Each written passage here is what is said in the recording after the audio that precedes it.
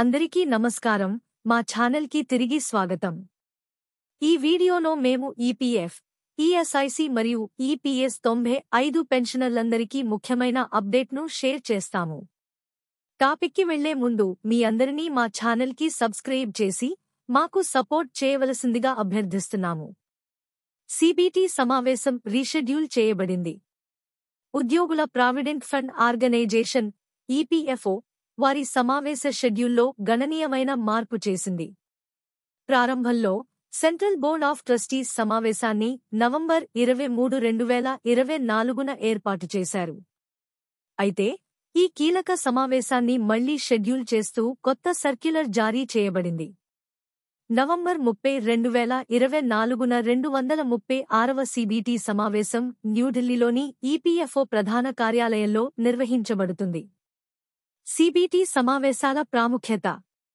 అనేక కారణాల వల్ల ఈ సమావేశాలు అన్ని ఈపీఎఫ్, ఈఎస్ఐసి మరియు ఈపీఎస్ 95 పింఛనుదారులకు ముఖ్యమైనవి.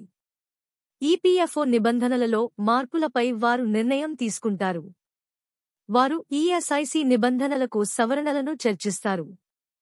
వారు పెన్షనర్ సౌకర్యాలలో మెరుగుదలలను పరిశీలిస్తారు. పీఎఫ్ డిపాజిట్లపై వడ్డీ రేట్లను వారే నిర్ణయిస్తారు.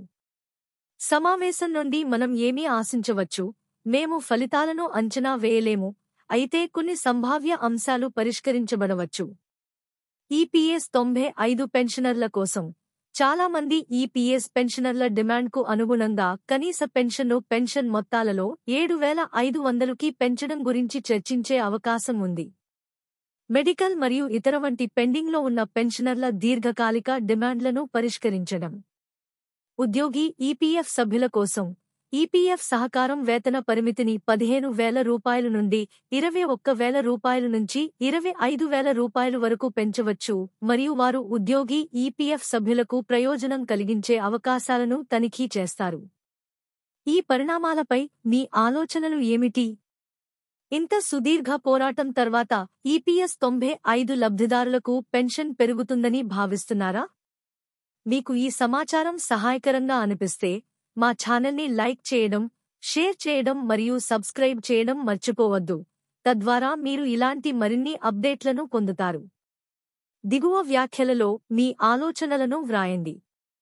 దృఢంగా ఉండండి మరియు విశ్వాసాన్ని కాపాడుకోండి. ఈ వీడియో చూసినందుకు ధన్యవాదాలు.